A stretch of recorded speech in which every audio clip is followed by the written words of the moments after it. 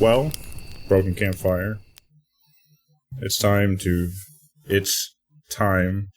talk about games. What's wrong with you? I like games. I'm just trying to the Andy speaking spell. I'm trying to come up with a good Broken Campfire intro haiku. Oh, and you don't do that before the show? You do it right as we're... Yeah, no, that's on the time. I'm not going to lie, I actually did think of one when I was driving this morning, and I was trying to remember it. It started, Broken Campfire. That's line one. That works. Do the syllable count. Which flower did you choose? For its symbolism. I'll choose none. Maybe it was it's time. It is time for another. No. God. I'm going to say that you're lying and that it's just the worst start ever. Let me tell you guys, all right. The first line is Broken Campfire, and the last line is games and other stuff. I don't remember the middle line. My favorite episode of Broken Campfire was the episode where Andy could not remember the haiku he came up with. Yeah, I was going to say, I'll just go ahead and nuke this. Hey, I want you to go ahead and restart the local. Hey, what? No, listen. This is quality. It's elaborate. I'm actually making an ARG for our listeners who can submit their answers to the Twitter at Broken Campfire or the email brokencampfire@gmail.com to fill in what is your favorite middle line of a potential Broken Campfire haiku. We're waiting, and I'll read out the best answer next week. What good community engagement we have. I know, right on point. And with that, we have John, Flask, and Greg this week. We're missing Vito. And I don't have good credit, or I don't have good cover on Vito. It's just he just didn't want to come. So that was MIA. He said, I don't feel like it. I'm tired that's put on up him. A middle finger. That's on him. To our whole But hey, audience. you know what? We're here. We got our friends. We got our pod. That's all we need. We got some games and other stuff to talk about. We're going to start with our roundtables. Greg? Hi.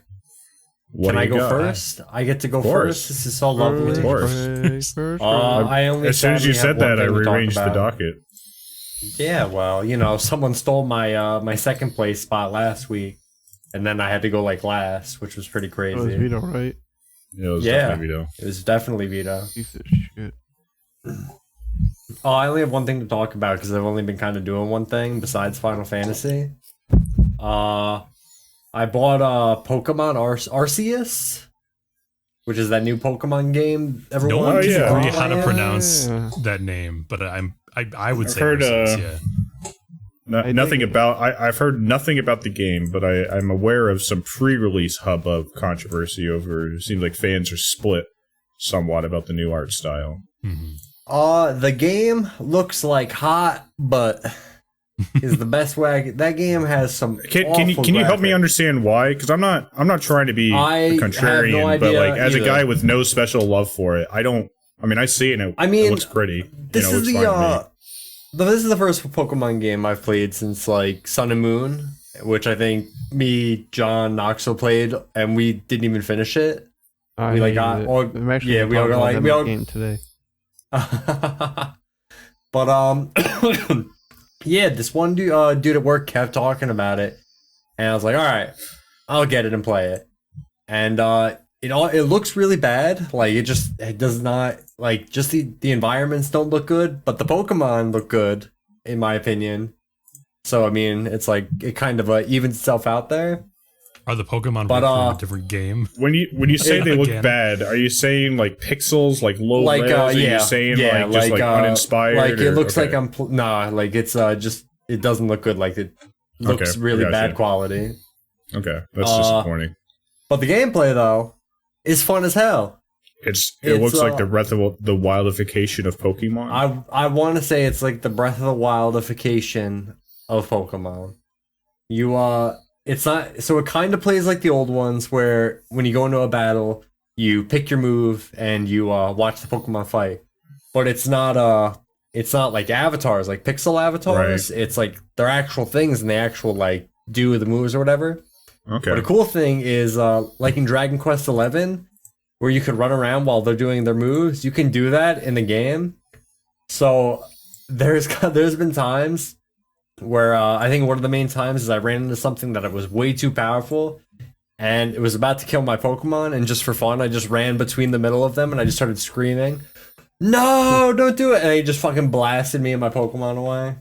Do you get injured by Pokemon attacks? Nah, you can get injured though when you're not in a battle. You can get injured. Fall off a cliff while the battle's raging. Not to be a you get attacked by sport, Pokemon too.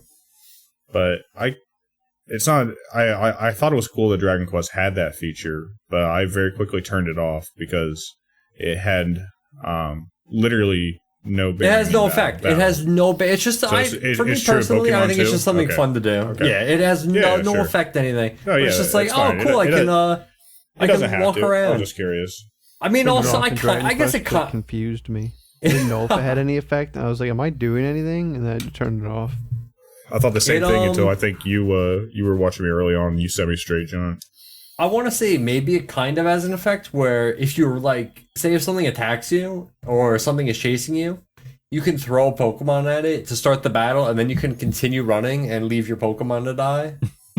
Or if faint and you just grab it and leave. Okay, so the way you like escape a battle is by running away from the thing. You can run away, or you just you hit run and you'll bring your Pokemon back and you just leave. You just get the hell out of there. You really don't even have to battle Pokemon. You can hide in like bushes, and it's not like the old ones where they were hidden in the grass. They're just all over the place. Also, the Pokemon world is really loud and annoying because all you just hear are Pokemon constantly screaming out in the distance. And there's some that you notice right away, and they are incredibly obnoxious. Like there's this one, it's like a cricket, and I constantly hear it just screaming, and I point it out every time. I'm like, oh yeah, there it is. You're talking about Cricketune? Maybe it's that or the evolved form of that. Okay. The musical cricket Pokemon. Yeah, it's loud and annoying. But so I'm like almost at the end, I think. I was playing that before I came here. Everybody hates me and kicked me out of the village in the game. Why? Because I'm a bad guy. You're a Pokemon abuser?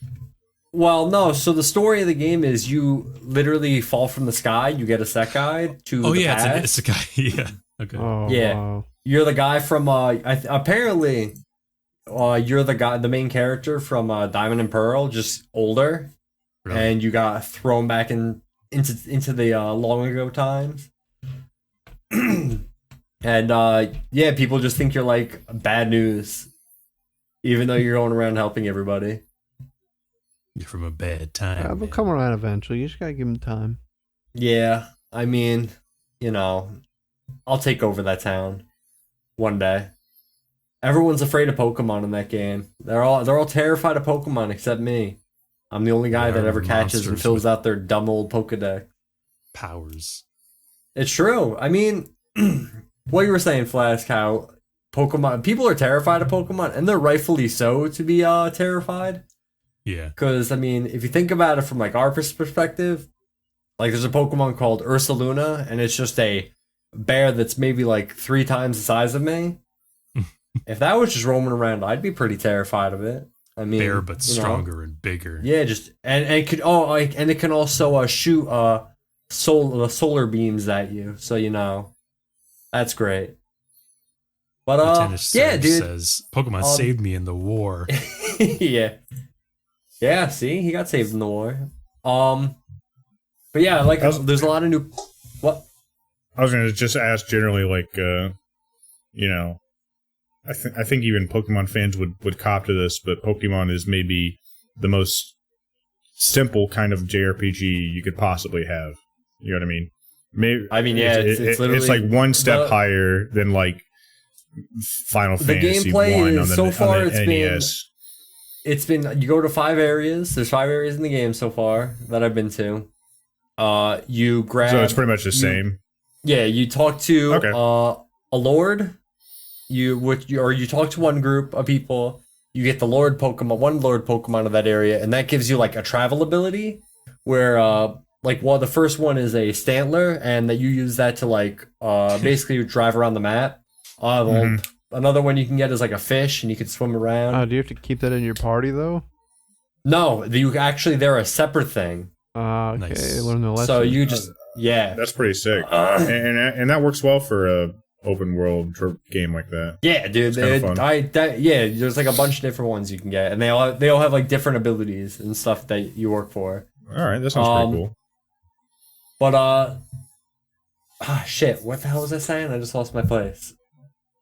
So you get the Lord, you're saying you don't like it very much. You get your mount special or whatever. And then you go to this other Lord who is frenzied or basically a boss, and you just basically have to Dark Souls boss style defeat him in like a boss battle by dodging all his moves and throwing these bombs at him to calm him down. Bomb the Pokemon with rabies.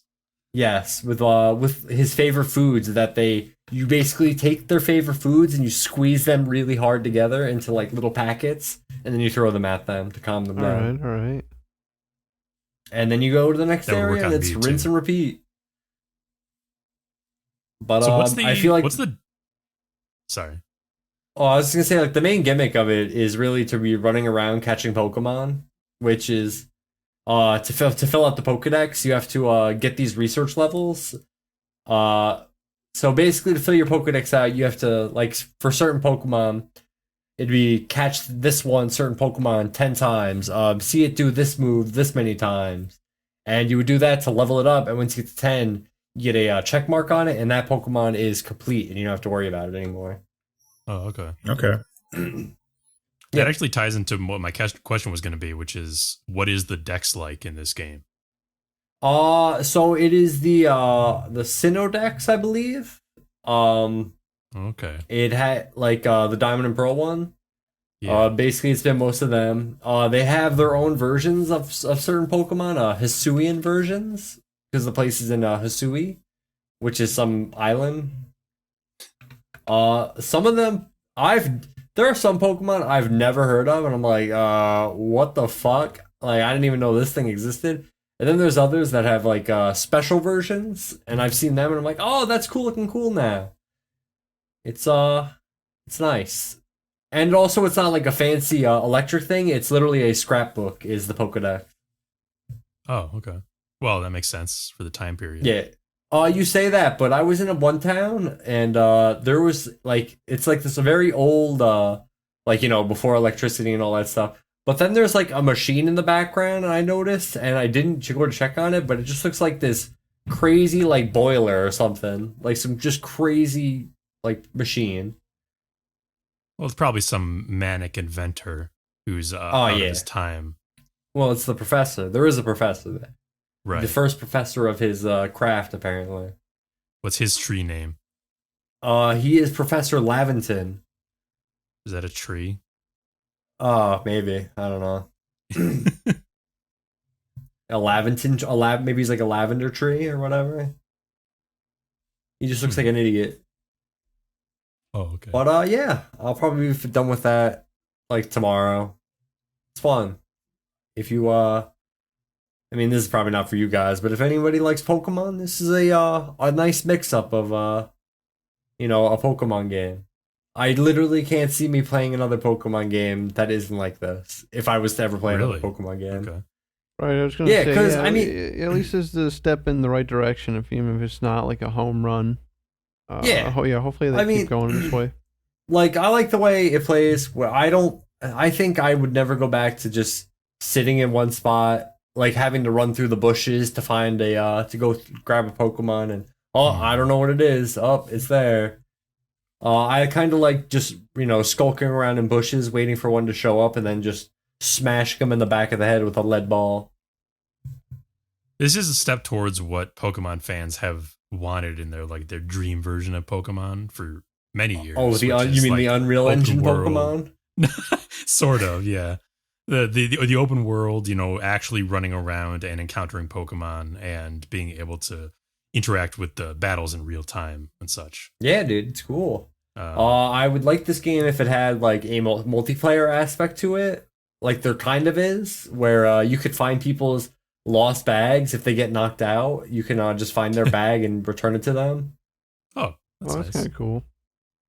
One thing they do really need to just improve though is like the Game Freak seal of quality on these Pokemon games.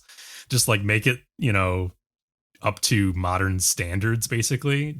It can't look like shit, and it can't. Yeah, it can't have really that jank of like the open world Pokemon just kind of floating out in midair or whatever, and just the weirdness of the sort of that's really like my biggest gripe with that game is just it. I enjoy playing it, but it is just so goddamn ugly to look at. It makes me so. I'm like, ugh. Gross. But, hey, I'm alright with it. I'm alright with it because I'm having fun. That's good. Oh, cool. Yeah, that's Pokemon. I'll give it a thumb up and a thumb half up. Oh, alright. Has that pretty much been your life the last week or so, I assume? Yeah, it's that and Final Fantasy, but I'm not going to go in about Final Fantasy. We ain't got all day. No, we don't.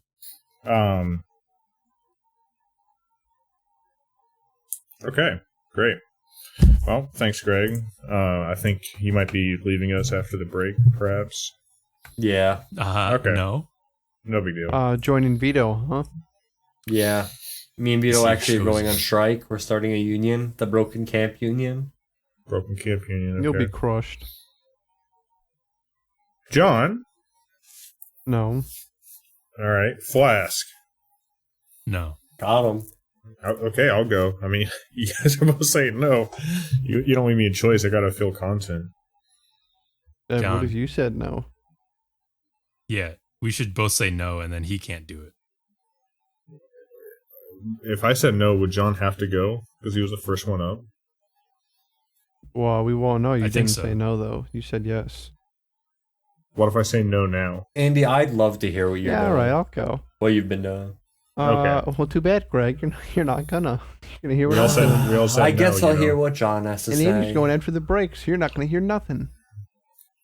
Well, that's always contingent on how long everybody else takes. I'm sure you guys will leave plenty of space. I'm gonna draw it out. It all started when I was born. You understand? The evil. He's gonna do a play-by-play of Binding of Isaac. It was your first video game. Yeah. Let me tell you guys. I still remember the first time I played the Binding of Isaac. What was your first video game? What's everybody's first video game? I mean, that you have a quick memory of, like the first Super Mario World, I would say. Yeah, it's Super Mario Mario World / Duck Hunt. Yep, playing with my dad and being very upset that I couldn't jump over a cliff. Yes, that's Super Nintendo, right? Super Mario World. I have that game. Yeah, SNES. No, it's just normal NES. Oh, okay. It came with the dual, because with the NES, yeah. I don't know. This would be obviously. I had it on but it came SNES. with the package with the Zap gun, and it had like the Duck Hunt game, and it had Mario Brothers, or the first Mario Brothers on it. Have we talked about this? How we had the exact same first game experience? Because I believe we have. Okay. Yeah, I had my first game was also that package. Super Mario Brothers Duck Hunt on the NES. This shows my age a little bit. I think I'm a year or two younger than you guys. Even that was like way older than us. I mean, that was in like the 89, right, or something? I'm just saying my first game is Link to the Past. Oh, that's a good first game, though. That was another one. That's a tough first game. I mean, I feel like I would not have been able to beat that or comprehend that.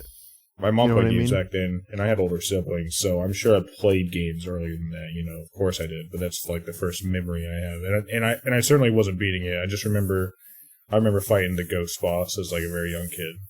Yeah, I would hate that. I think that would I would get so low, because like I do remember that game. I remember my friend brought it over like way later when I was like almost in high school, and we played it. And I was like, man, how the fuck are you supposed to know this stuff? Like, just going to these different areas and picking up these items. Dude, speaking of Pokemon, I got a real quick Pokemon story before I go. I remember when the original one came out. I mean, I probably had to be like 4 or 5. And I couldn't figure out how to get out of the first like town. Like Professor Oak talks to you, and you just have to walk like up and go into the grass. I just could not figure out how to get out. I was going in every house over and over and talking to everybody. I think Alex ended up doing it for me. That's weird. I had a very similar experience, except in Viridian Forest. I didn't know those little mats. You were like lost in the forest forever. Exits. I was essentially. Oh, I had to ask somebody about how to get out.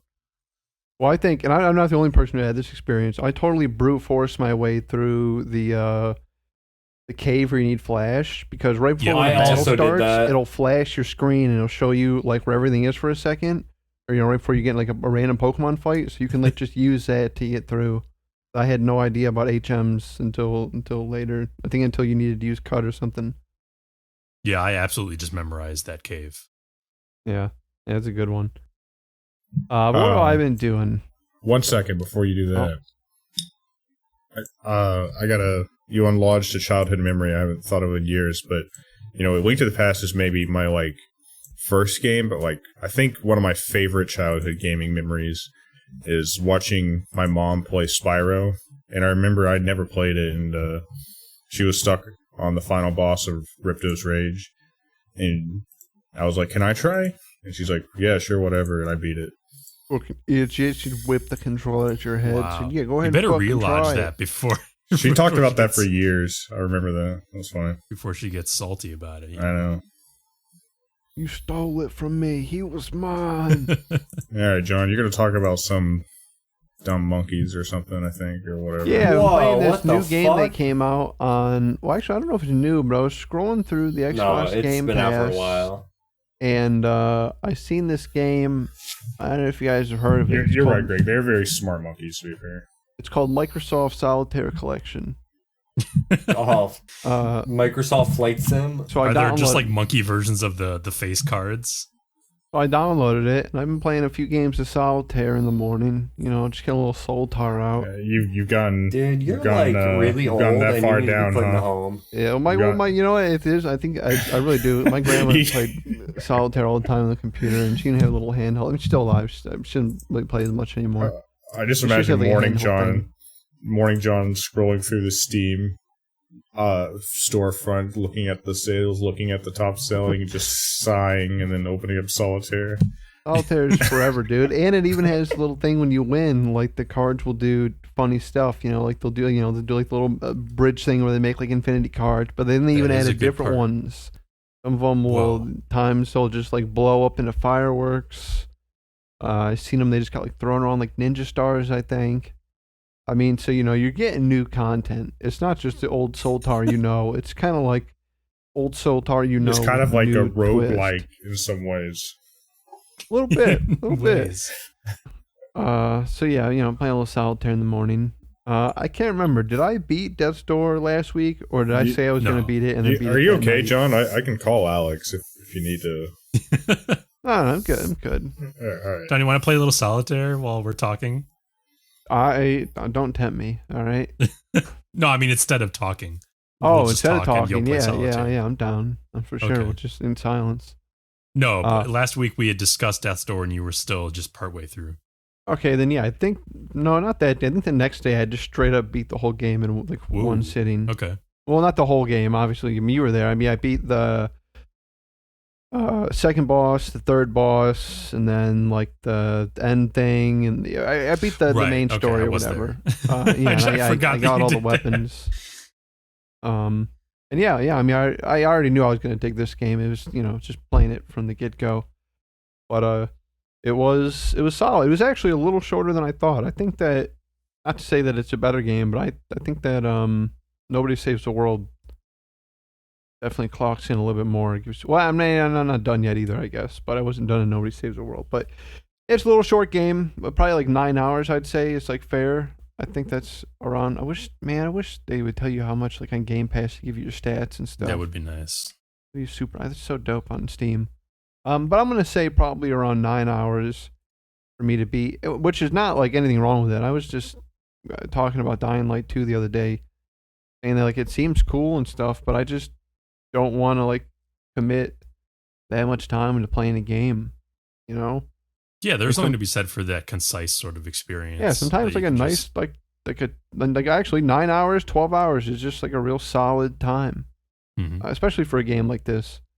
But yeah, I was really digging it. I started going through more, and I found like these like secret challenge doors that you can challenge these like bosses to upgrade your your magic abilities. That was fun. The rest of the bosses that I met were fun. Yeah, I posted a few screenshots. Yeah, it's just an overall solid. I don't know. Enter the Gungeon meets Dark Soul type of game. So you haven't yet tackled the Enter the Death Store. Enter the Death Store. No, I put that 9 hours in and then I beat it, and then I actually haven't even turned it on since then. Oh. But I didn't delete it yet. I still have it. I'm just like... So secure in his victory was John. Yeah. But no, I go back, mess around. Because it's a fun game just to smash on fools and...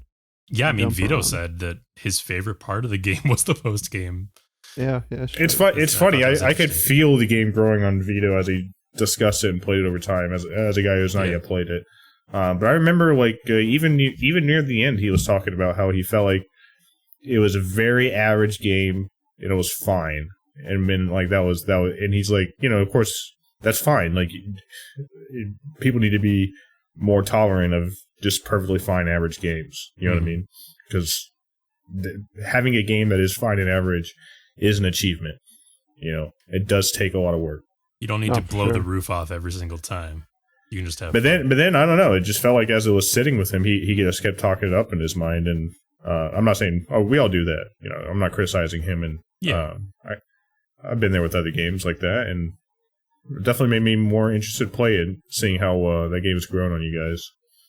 So Vito is our most hyperbolic and unpredictable member. And, I feel like it's not in the running for a 5-up, but if maybe a 5, maybe a 10-up, Yeah, I can see that. I mean, it's early in the year, but yeah, it's definitely good so far. And then, lastly, I don't know what the fuck you guys were talking about earlier, but I was playing this not new game, new to me, Ancestors: A Humankind Odyssey. And let me tell you, this is a funky game. This is a nutty case. This was the smart monkeys versus dumb monkeys debate. Yeah. What is it? You ask what it is? I'm hesitant to even say what it is. I mean, I guess it's just a open world game. I seen it on sale, and it looked kind of goofy. And I remember it coming out and not getting the greatest reviews, but I didn't really look into it when it came out. I bought it, and my initial experience, you boot the game up. I bought it pretty blind. Like I said, I didn't do research on it. I just monkeys look fun. Buy. You start the game up, and it gives you. It even says when you start it up, we're not going to help you much. And I was like, oh, okay, whatever. And you start the game, and it really doesn't fucking help you. There's many systems in the game, and it explains all of them very minimally. And at first, I couldn't tell if that's what the game was going for, or it was a shit game. But then I started giving it a few hours. I'm telling you, I really do believe that the average gamer, the average person buying a game from Blockbuster or whatever, just on Game Pass just came to it, would play this game for less than 10 minutes and bounce quit. Right off. Because when you start, dude, now you're challenging me. No, I really believe it, because when you start, I guess the whole idea of the game, I guess if you want a plot or whatever, is you start off as I don't know the professional names, but the most unevolved type of ape 10 million years ago. And it is your job to learn and pass on your genes, and I'm guessing eventually evolve into some sort of Homo sapien over the course of millions of years.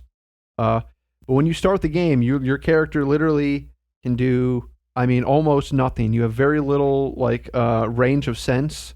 You can only use one hand to pick up objects. And how you learn or expand your knowledge is you have to carry a baby around and just interact with different objects or different scenarios. Okay. And you'll gain these neurons, and you can spend points in different categories. So like I said, when you start the game, you literally can only use your right arm. You can sense you can obviously see, but when you're using your senses, very a short distance. And yeah, so you carry your baby around, you're looking at stuff, you're eating stuff, and you're getting sick, and you're not getting sick. And then then you maybe after 15 minutes of playing, you unlock the ability to use your left hand. Whoa. And it's still pretty clumsy because it's like you go over something, you press A to pick it up, and then it's in your right hand. Then you have to press left bumper to put it into your left hand. And you can only do that while standing still because you can play for another 10 or 15 minutes, 10, whatever, explore some new areas. And then you're going to get the ability to change items while walking or drop items while walking. And these are all like separate things that you're not starting off with. So like, and it's not going to explain this to you. It's not like, hey, stay calm. Like you're going to get this stuff in a while. It's just like, all right, you're a monkey and you can't do shit. That's just the very beginning start. And then like there's further systems, you're an ape and and the map is actually pretty massive. I haven't explored it all yet. But it's pretty darn big. But you go to certain areas or you go to like there's probably like an invisible dome or whatever. And the game doesn't explain what the fuck's going on. But eventually your screen is just going to turn like grayish and there's going to be like fucking noises all around you and like little faces popping up on your screen like predators. And only through like hours of trial and error and like, what the fuck is happening? I figured out that you are out of your area of like comfort for your clan, and you're just like, oh, we've never been in this area before. So what you have to do while you're in like panic mode and like the game is like tricking you into thinking things are attacking you by making like the noises it normally would, you have to go around and look at like common items that you've seen in other places, maybe like 10 of them. And then, you have to like run maybe to like a central area of like the uncomfortable zone and you'll unlock it. But the game doesn't tell you that. Like you have to like sit there and trial and error and figure this stuff out. And, if you die or whatever, like say you're playing for like 4 or 5 hours, you've evolved a couple times, you've had some babies and you've had a spot of bad luck and your lineage dies. Well, too fucking bad. You've pretty much got to start from square one because there's no one to remember those things you've passed on, like the, picking things up with 2 hands or walking. It's funny. When I was playing this game, I'm actually enjoying it. I think once you stick with it, it's kind of fun. Definitely not for everybody. Definitely not in for most people. But when I was playing it, I thought of the exact opposite game, and I was like, what is the most hand-holdy game I've ever played? And I thought of Pokemon Sun and Moon. Because that game, I don't know, it's funny Greg brought it up later. I mean, literally every 3 seconds, that game is stopping you for a 5-minute, like, exposition. Just tutorializing to tell you exactly everything. Where to go. Yeah, give you a starter Pokemon. And I was like, man, I'm so much more enjoying this stupid monkey game where I've already restarted like twice because I fucked up. And I was like, dude, with the knowledge I know, I could get to where I was way faster and I wouldn't have some fucked up stupid monkey family. And I'd rather have this kind of game, not for every game. I value tutorials and proper teaching experiences in game, but I would rather have this than the Sun and Moon experience any day. It seems a little bit more intricate than Spore. Yeah, and I did like Spore, but Spore had the creature creator and right and stuff. And in this, and you're whatnot. just monkey. So when you make a bow, yeah, well, see, that's the thing. Yeah, well, that's the thing. I don't have any means, and like, okay, so to sometimes to like unlock new abilities, you just have to like take a fucking leap of faith and like try something like, oh, I'm gonna eat this, or I'm gonna try to like combine these, or I'm gonna go fuck with this animal. That's how it happened. Right, but the thing is, all I know how to do right now is just run away. My monkeys, I don't know how to fight anything, and I have theories. I've made sharpened sticks, and I have theories, but I'm afraid to try because I don't want to get fucking eaten by a saber-tooth tiger. I was looking up some interesting stuff about this game while you were talking, and I may have missed a bit of it, but are you regularly dying and then you're like your son playing as your son or something, or how's the evolution working, or are you building? You should not be regularly dying. That is bad. No, normally what happens is, like I said, as long as you're carrying a baby around and like you're doing like going around new areas and doing things, you'll get like I get what I call them neuron points, and that's kind of like short term. Yeah. Well, there's 3 different stages, so that's like short term evolution. Well, hold on. That's the short term. That's like you unlocking new powers. And then after you've done that for a while, you can find a mate and give birth. And when you do that, normally you can like lock in like one or two of the things that the previous generation learned, so they'll have that next time. And you can't pick like the crazy outer things. You gotta start from the inner shell. And then even further than that, and I've only done it once, they have an evolution option, which I guess you pick when like you think you've pushed your whatever kind of ape species you are as far as they can go, and you're ready for like a big evolution. You do that, and the game kind of scores you based on like the things you've done or like the tools you've used, or kind of like, you know, the how they say it is like where science say you should have evolved and where you have evolved, and they kind of compare. Right. Cool. That does sound pretty neat. Yeah, it's pretty fun, but I definitely see why it did not catch on and why it did not. You know, when's it from? To that fact, when I was googling around about the game, I picked up a bit of development history that if I shared it, I think would be a spoiler to something you mentioned earlier. So it's something you would know about before playing the game if you like had read about it, but I don't know if you want me to say. It's not gonna spoil like the gameplay, right? Like I don't. No. Well, then no, I guess I don't care. It's the planned first part of a trilogy. Oh. I don't know if it did. Well, that doesn't sway me at all. I wonder if it's still going to be because it didn't do very well. Exactly. Yeah. I say that didn't even factor in because I don't think we'll see more. Even though I kind of would like to make the wheel, dude. I think that going through the trees. Last thing just to wrap up. I think the actual movement of the monkey or ape rather, is the highlight of the game. Going through trees and climbing and stuff just feels. I don't know. It feels like I would imagine a monkey would feel doing it. Sure. And it can be very really slow and laborious sometimes. Like if you're not in a tree, I mean, movement kind of sucks in certain areas. There's not a lot of trees. But hey, man, that's just evolving, dog. I think it would be funny if you reached the end of the game and became Homo sapien, and then suddenly the sequels that they are saying they're going to take on the air of like a threat. Like, what is post-human?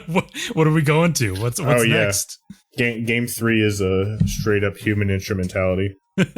Sure, yeah, Game 3 is just Call of Duty. It's just the next one. So, when was this game released? Recently? 2020. No, late 2020. Fall 2020, something like that. Okay. August 27, 2020. Actually, a little later than I thought. I thought it was earlier, but yeah, I mean, I don't know.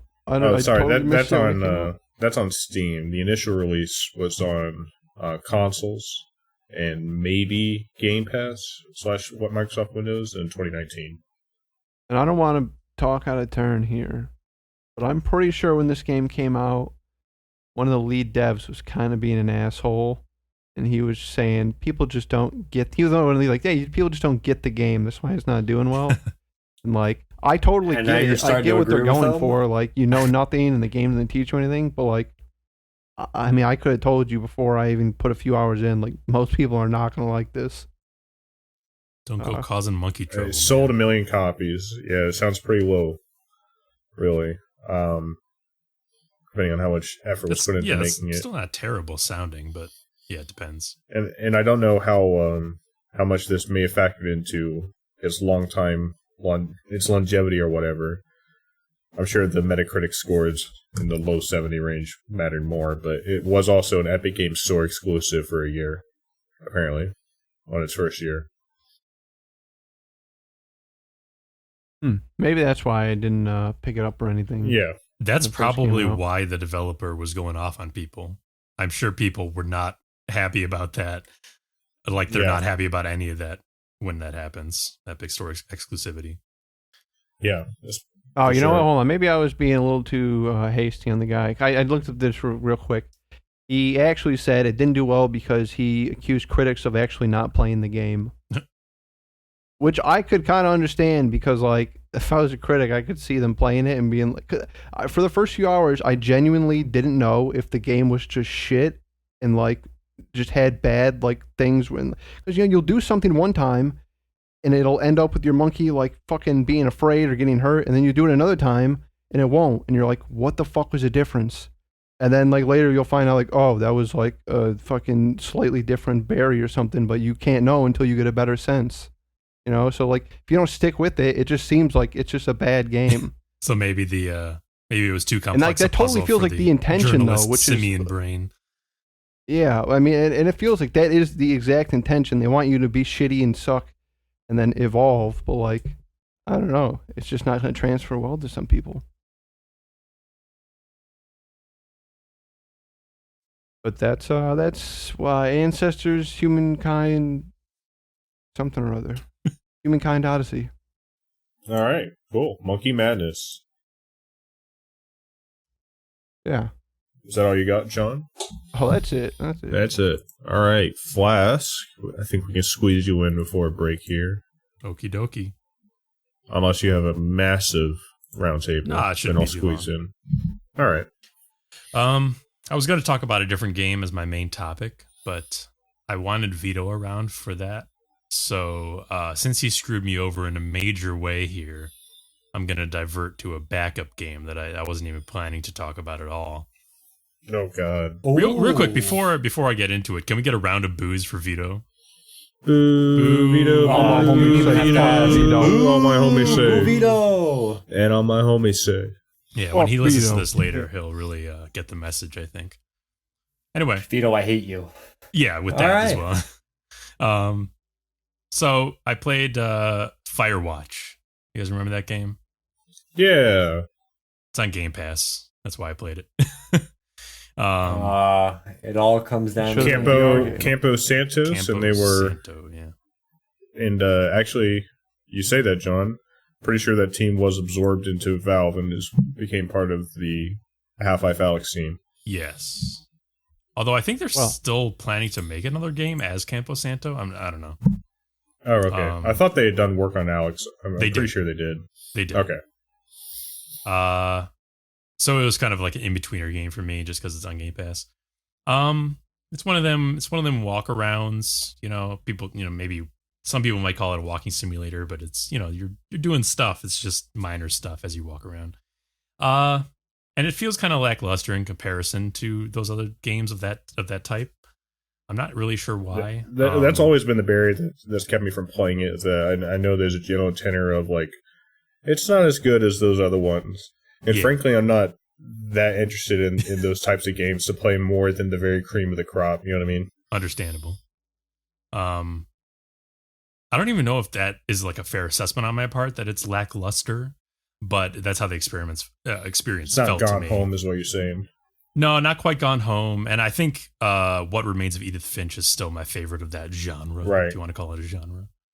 Yeah, I do love Edith Finch. I try to get everyone to play the game. I got Vito to play it. Vito refuses. To play it. Did he eventually play it? I know Vito did. He did. Okay, I forgot that. Yeah, I never played the standalone version of that game. Played the Half-Life mod. I'm pretty sure of Edith Finch. There was a Half-Life mod version. I didn't even know there was a Half-Life. I'm pretty sure there was. Are you thinking of Dear Esther? Oh, yes, that's what I'm thinking of, Dear Esther. I've not played What Remains of Edith. That one is like by far the most walking of the walking simulators out there. Yeah, it's probably not a great one to start with because it like really gets you. Yeah. Oh, yeah, I definitely have not played Edie Stinch. Edie Stinch. Edie Stinch, my favorite. But I will say the unique thing about Firewatch is its wide open setting. So it's you're in this wilderness region. You are a Firewatch station person, Firewatcher. Oh, Firewatch. And so it's this open map with like crisscrossing paths, and it's not terribly hard to navigate. And they give you a map and a compass, so you're never really to be lost is on you. Basically, you have to just like read what you're given. So it's neat enough in that regard. I thought you were talking about that game where you play like firefighters. No. And that's what game I always say should be in VR. Oh yeah, Yeah, I've played Firewatch. Yeah, you have. Game. Okay. Yeah. Sorry. Yeah. Yeah, first person. You're walking around the wilderness, national park place. I just don't really see the point in a world like this for a game like this. Since almost all the time you're just like retreading empty wilderness paths to get to different places. Yeah. And I suppose the point is like witness the natural splendor, which is fine. But doesn't that game also have like a story? And it does. I don't know the spoilers, but I'm to understand there's a twistiness to it that I was going to get to that. Probably in a like second, the reason why people. Okay, go ahead. The splendor is nice, but I think that's the only reason that they make you like walk around to different places and retread the same ground over and over again. Right. And yeah, exactly. One of the loudest things that you'll probably have heard about the game, even if you haven't played it yourself, is the controversy surrounding the ending, right. or at least the divisiveness around the ending. So does anyone care if I just say what the expectations were and like what the ending actually is? I do not care. In fact, I might appreciate you taking this off a list of things I feel like I gotta play. You really don't need to play it, in my opinion. I played and it. John is okay. Go right ahead, man. All right. Yeah, go ahead. So better, anyways. Yes. Spoilers for Firewatch until 5101. The expectation was built up by the fact that the story of the game is you're a new Firewatch new Firewatcher. And you're communicating with a veteran Firewatcher who's your boss. And over the course of the game, as you solve little problems around the area and get to know each other better, a possible conspiracy starts to emerge in that someone seems to be like stalking you too, and you in particular, and keeping track of your movements and messing with, the Firewatch operation that you have to look after. Leaving little clues around the region.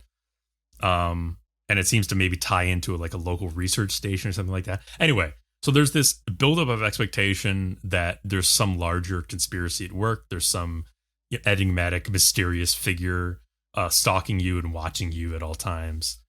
And then it turns out at the end that it's just a guy whose son was killed accidentally in the area years ago. And he has been hiding essentially in the wilderness all this time, both to evade, questions and responsibility. Is his name Fire? Was the accident the fire? No, it's his name Fire. His name is not Fire. You're not watching Mr. Fire.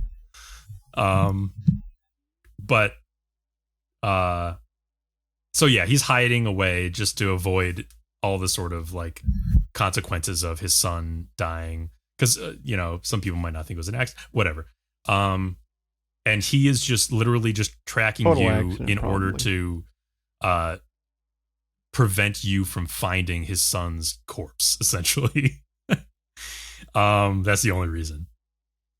So he's going to all these incredible lengths of messing with you and like gaslighting you and breaking your stuff and causing problems just in order to sort of throw you off the trail of discovering his son's body.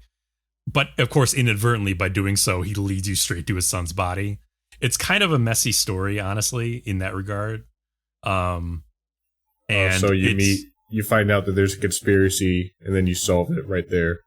Well, that's the thing. There isn't a conspiracy. There's just a lonely guy who's trying to protect I get what himself. you mean, though. Well, no, the game leads you to believe that there is something It does crazy. lead At you one to. point, they make you think that there's like maybe even UFOs or like government agents or something going on. Like it really tries to make you believe something crazy is going on. Yeah, I never got the sense And that then there were in the end- aliens involved, but other people have said that. No, well, maybe not. No, I feel like there was one part or something. Like I feel like when you're checking all those like crazy. Well, aliens might be a little stretch, but definitely like government people. Okay. Yes. You're dealing with all these different like little satellite centers or whatever. You keep finding them or you gotta mess with them. I don't know. Sure. It came out in like 2016, I think. Yeah, it did. It's been a while since I played it, but yeah, I definitely remember playing it. And I wasn't worried about some fat dad hanging out in the woods.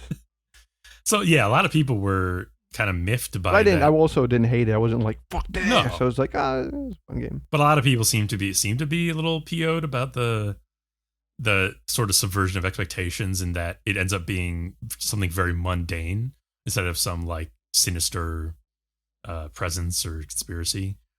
And honestly, I had very little problem with what they did for that ending. I think it was like internally consistent. And maybe it's because I had been aware of the divisiveness already, but I didn't expect much more than that after the build-up. But that does tie into the sort of the lackluster comment I made earlier, which is the buildup was unspectacular on purpose. And the whole game didn't read to me as something headed for extraordinary events, you know? Like, you're just walking around the woods for 70 days, talking to another person and getting to know them. So I totally expected something very mundane.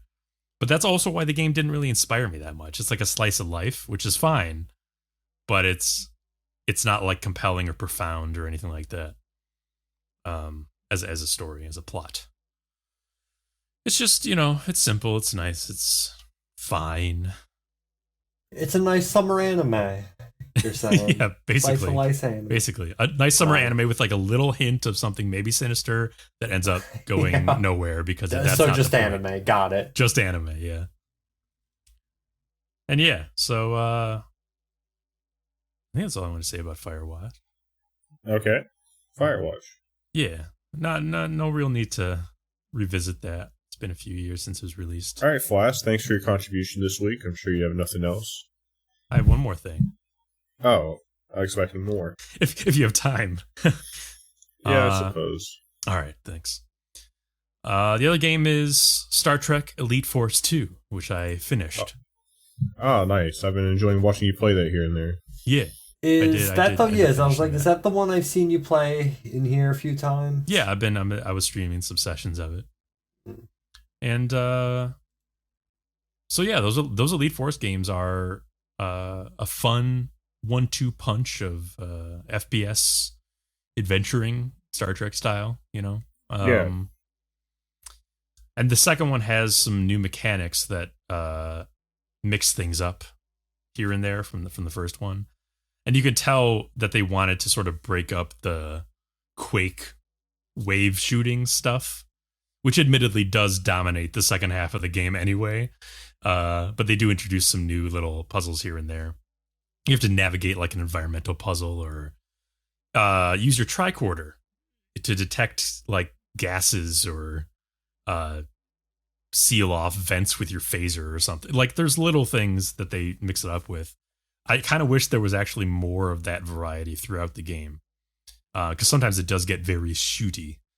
But that's kind of to be expected from the engine they're using and the style of the game they're trying to make, especially in the early 2000s. Not going to be that complex. And of course, all the Pipe Mania hacking puzzles, which are frequent. And critical, of course, yes.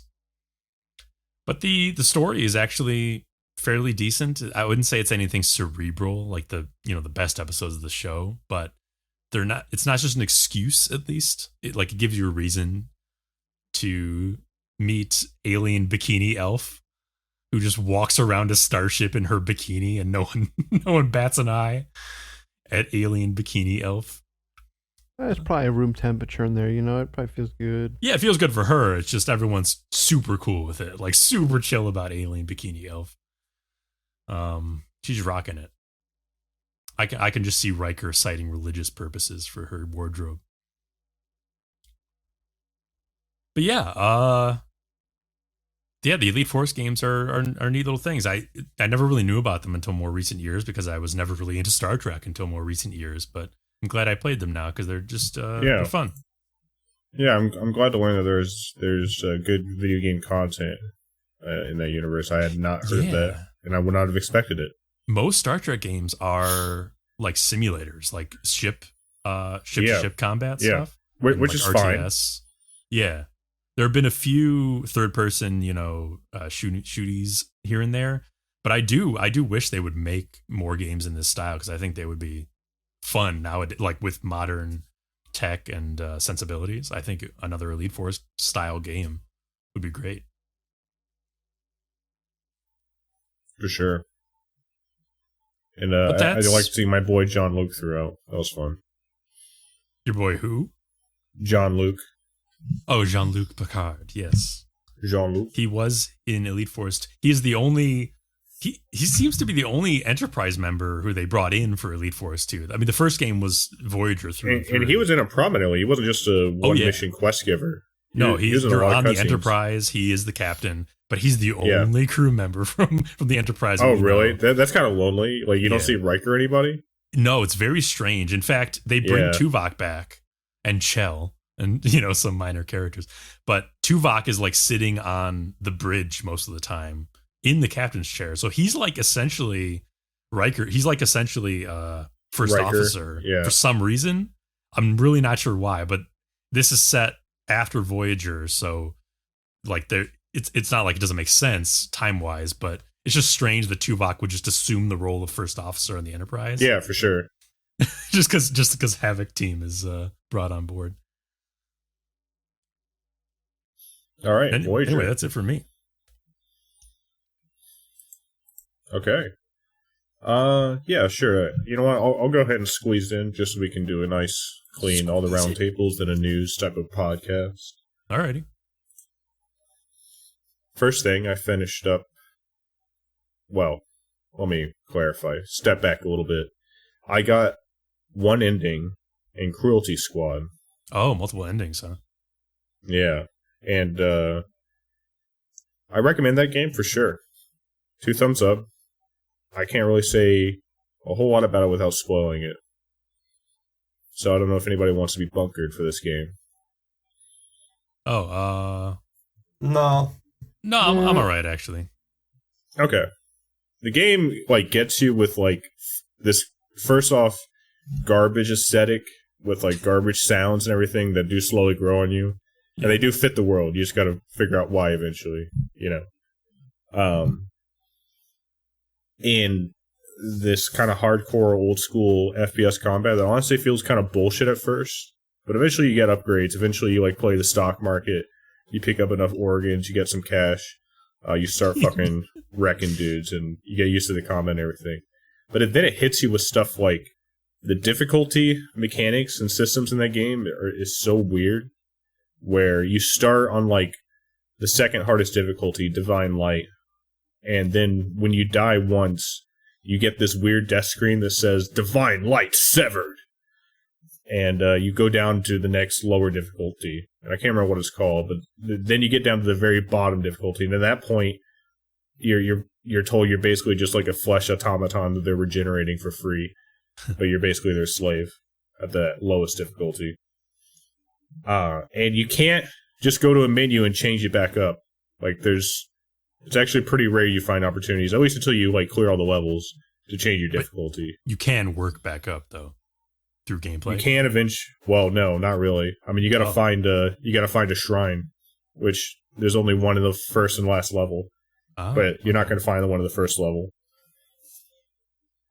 But the game is built like that because after you get to the end, what you think is the end of the game, you unlock the true hardest difficulty, Hope Eradicated, and that changes up all the levels of the game. And you don't have to go back and play through all of them, but you sure can. There's a lot of secrets and shit to find. So you beat the game, which is where I'm at, and you get the Hope Eradicated difficulty in the final level. And where I'm at on the screen, the main story is maybe 14 or 15 levels. There seems to be like 5 or 6 secret levels I haven't found. I'm pretty sure I have to clear all of those to get another ending. And then there's another secret level I might have to beat for a true ending. I don't know yet. But it's cool. It's got an old school game vibe of like lots of secrets, really reward you exploring. It's got some cool ass equipment. My favorite, of course, is my Grapendix, which is an external intestine that I can use as a grappling hook and swing around places. Yeah, it's disgusting. But useful. And the game's got such like a sick vibe / atmosphere story to it. I think, I'm not entirely sure I've pieced everything together, but I'm pretty sure it's basically like a super future world in which like corporations rule everything and violence is mainstream, and all the billionaire capitalists have found immortality, so they basically just rule everything. And you're playing as, just this low-life fucking grunt doing jobs for one of the corporations, just killing people because nobody really cares about human life and death anymore. Right. But it seems to have some deeper stuff going on story-wise, and it's pretty cool. Very cool aesthetic, very cool world. Good game. Highly recommend if you're in the shoots 'em up vibe, and also it's got a little bit of that Hitman stealth game, not quite type of a looping vibe where your next run, you're going to do better because you know where enemies are at, where weapons are at, that kind of thing. Okay, yeah. And plus, go ahead. No, I was going to say, people can go check out one of our stream segments of you playing that to see if the presentation will be too off-putting. Yeah, and I immediately knew the game was going to go somewhere with that presentation, but certainly, it grows on you. Like, eventually you become desensitized and you no longer see it as garbage aesthetic. You know what I mean? Right. I get that. I'm definitely going to keep playing that game. Try to get all the endings at least. Oh yeah, I did want to comment, like, one cool part of the game is, like, right in the middle of the game, it seems like Cruelty Squad has turned on you, and the mission is that you're waking up in your apartment as Cruelty Squad is tracking you down to kill you. Classic. The description of the mission is, now you've done it, you freak shit. You fucked up. You're being tracked by the grid. The eye in the sky is watching. And you, like, kill fucking dozens of Cruelty Squad guys and get out. And the very next mission, you're still with them, and they're like, oh, hey, sorry about that. Somebody fat-fingered the button. That's pretty good. And the game just goes on. That's pretty good. All right, so that's Cruelty Squad. I also picked up... Sounds a little cruel to me. Been playing, I'm kind of a philosopher gamer, I'm really multifaceted. You know what I mean? Yes, I got different sides to me. I got the yin, the yang. I got the yin as the FPS old school hardcore shooting Cruelty Squad. Then I got the yang, and that's a part of me that still wants to play JRPGs every now and then. My last attempt at a modern JRPG was Dragon Quest, which maybe was not the best game to go with, because the whole point of that is that it's a classic JRPG. It just is a very nice presentation. Right. It's a good game, for sure, Dragon Quest XI. But Persona 4 Golden, I started playing. That's one everyone recommends. Yeah, of course, my older brother had played it years ago and talked my ear off about it then, so I knew it was going to be a good game. And Greg, of course, is a resident major Persona fan. He of course was excited I was going to play it, and you've been watching me play quite a bit of it, Greg. Yeah, man. I love Persona. Persona 4 is my favorite Persona game. Yeah, even though not a lot of people say that. It's a really good game so far. I'm really enjoying it. Fun story, good gameplay. I'm enjoying the Personas thing. I'm not gonna lie, I felt some pain when I first fused my first Persona away, and I was like, man, he's good, but he's not getting any more skills. But it's like, nah, I don't give a fuck now. I'll fuse anybody. Fuse anybody. You gotta become the ultimate Persona master. I'm also, level up your social links with your friends. I was gonna say, I'm also really popular and attractive and intelligent. Basically, just like high school was for me in real life. Yes. I hate this mechanic in JRPGs. It's my only negative thing about this game. But fucking main character dying. It sucks. Dude, it is the worst thing in JRPGs. I 100% agree. I hate it. I almost wish main character death failstate is the worst. I get it. They want you to feel special. You're the main character, but also the main character, by being a blank slate, is the least interesting thing and person in the game to you. Kind of, you know what I mean? You don't really care about who you are because you're you. When it's tries to do the blank slate protagonist thing, you know what I mean? Right. So I hate how that gameplay mechanic focuses you to care about your main character and not have a party full of all your friends instead, maybe, or To be fair, the main character is gameplay wise like just the best party member because of the fusing personas thing anyway. But still, overall, that's annoying. It's not fair to criticize the game for that because that's just a very common mechanic that this game has. Does Persona 5 do that, Greg? What was it one more time? Does Persona 5 do the main character failsave? Yes, I believe so. I really don't remember, I'll be honest. It's been like 3 years. Then let me I tell want you, to say yes, it does do that. let me tell you, Persona Fatless, fuck you. That feels like something that should definitely die off, like a gameplay mechanic. I agree. Yeah. I would even say most of the time, at least for these types of games, just kill off the blank slate per tag. You know, I don't need to insert myself into the game to like enjoy playing. Now hold on, now playing a character, but that's just me. For a second, I thought you actually literally meant kill them off in the story, but you mean like don't do blank slate protagonists anymore. I mean, yeah, I meant like if Make you them want an him to be actual a character, just make him a character. You know, don't. And to be fair, Persona 4 was a PS2 game originally, and Persona 4 Golden was like a early 2010s game. So like, I'm not. Yeah, it was like 2011. I'm not. You know, that would be way advanced for that type of thing to do. I guess, or at that time, I guess. But is Joker from P5 more of a character? I would say he's more the same, like the other two, like 3 and 4. Okay, I assumed from the fact that he has a name and like a fan following that he's something, but okay. Well, they all do. Yeah. I mean, 5 is never mind. But do they get names in like? Do they get canonized with names because of animes? Like, because I felt like the anime usually gives them their canon name. But did Persona 5 not have him named Joker? No, that's just the nickname. But that's the nickname that people call him.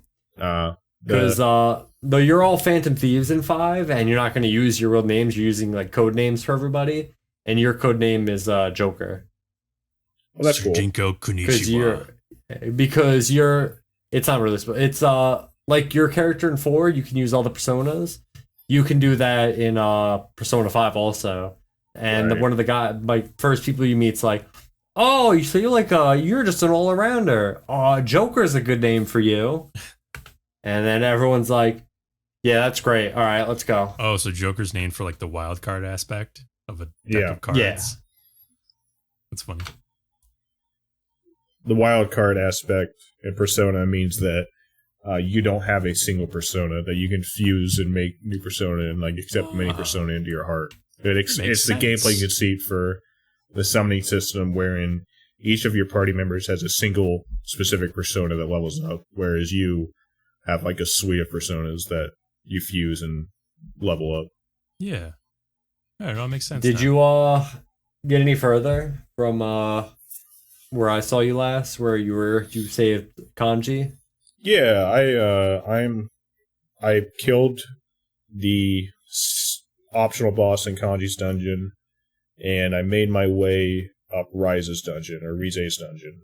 But I have not. Rise? Yeah, I have not. Nice. I was wondering if you met Rise yet. Yeah, you know, it's a straight up strip club, and I'm like chasing like a high schooler who is threatening to bear it all. So I don't know if like I'm okay with everything that's going on morally, but it's fun. It's a fun setting. If I look past that and just put that in Japan. Well, I'm glad you're having fun. It's a great game. Yeah, I love it. I literally bought it. So I literally bought it on the computer and haven't played it just so it had a sale on the computer. That's funny. Because I want Persona 5 Royal on the computer. Smart. I'm sure it's gonna come, and I'll buy it when it does. I'm into. Well, I guess unless I hate Persona 4 Golden by the time I finish it. Did P3 ever get a PC You're like, wow, release? turn around. I hate this. What'd you say? Did P3 ever get a PC release? No. Oh, okay. I would never play that one based on what I've heard anyway. I played like half of it. So I've heard like I played it a friend. I saw some comparisons on like the community. This is the last thing I'll say before we go to the break. Persona 3 apparently had dungeons that could be literally multiple hundreds of floors with like a checkpoint once every 100 floor, and was like very unforgiving. It just sounds awful. Persona 4 at least a little too much. Persona 4 at least I think most of the dungeons are probably going to be in like the 10 to 15 floor range at most. Which is fine for how long it takes to clear a floor in those games. I mean, I was not having a bad time when I played Persona 3 a few years back, but it was definitely the sort of the slog. That's the word I was trying to think of. The slog of dungeons. Just the dungeon slog was getting to me, and eventually I just kind of quietly stopped playing around halfway through the game. I think P4 does a lot better with the pacing because, like I said, the dungeons are relatively short. And it feels like I have a lot of time to clear a dungeon. There is like a time limit, I think, in game, but it feels like I have plenty of time. So I can clear a few floors, and then like I'm like, all right, you know what? I don't feel like doing this anymore. I can go back home and spend a few days just leveling social links and doing things around town. Yeah. We're going to end up watching the Persona 3 movies. We'll get all the knowledge we need there. Sure. I think the ending of that comparison, Greg, I want you to rate this as true or false. My impression, based on reading a few things, is that Persona 4 has a better story than Persona 5. But Persona 5 has better gameplay. Actually, yes, I would agree with that. True. And possibly presentation? Oh, I'm sure presentation's better. Though, I mean, P4G, if I told you that game came out in like 2017, you'd probably believe me. Sure. You know what I mean? Because like, it does look really good. It plays good too. I actually like, in my opinion, I like Persona 5's presentation better. That's what I've heard, I think. Yeah. That's not to knock it. The P4G has like amazing music and like great menus and like it's very stylish. Oh yeah, 100%. Doesn't have like a disco kind of aesthetic in its song choices and I guess I don't know if that's the right word because I'm not a music man, but that feels right. Yeah. Okay. Yeah, I really don't know because I'm also not a musical man. I feel maybe jazzy disco would maybe be a better way to put it. Yeah, I would say jazzy. I do know there's disco balls in the dancing spin-off game, so yeah, maybe. Sure. All right, everybody, that's my roundtable. That's Persona 4 Golden and Cruelty Squad, and that's the first half of the Broken Campfire podcast. We actually have what looks like around a page of news to spin a yarn on after the break. So come back, get your snacks, do what we're going to do. Roleplay as us. Actually, sorry, I'm wrong. Roleplay as the blank slate protagonist, sixth chair of the podcast that just joined off the block, and I don't know, you were born under a star that's really cool or something. I don't know. Actually, now that we're halfway through the podcast, I think I'm just going to quietly stop recording. Yeah. Just a kind of a slog at this point. Well. Yeah, just put in some background noise for me, please. And hey, before we leave, I'll leave mid podcast message straight from the heart. Fellas, friends, listeners, when you're out there clearing the dungeons, just don't forget about your social links. The boys that matter. I thought you were just going to boo Vito again. All right, boo Vito. Everybody. Fuck Vito. Fuck Vito. All my homies say, fuck Vito. Fuck Vito. Fuck Vito. Fuck Vito. The quick brown fox jumped over the lazy fuck Vito. Fuck Vito. Flask, can you do me a favor while Andy's talking about Persona? Can you put a Persona 4 song like background music for him? Yeah,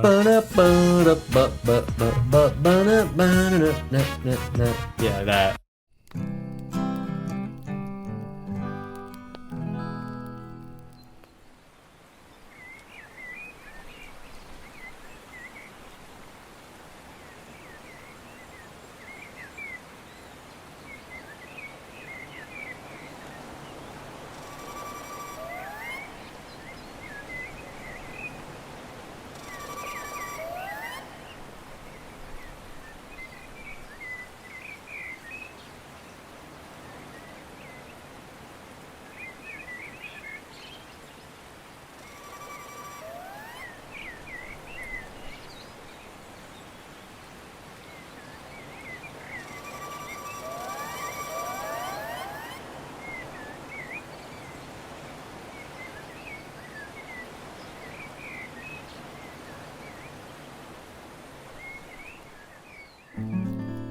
Welcome back, everyone.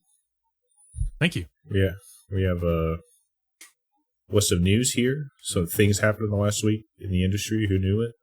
Who news it? Nobody newsed. Snooze. Jump Force delisted from digital sale with servers going offline in August. Why?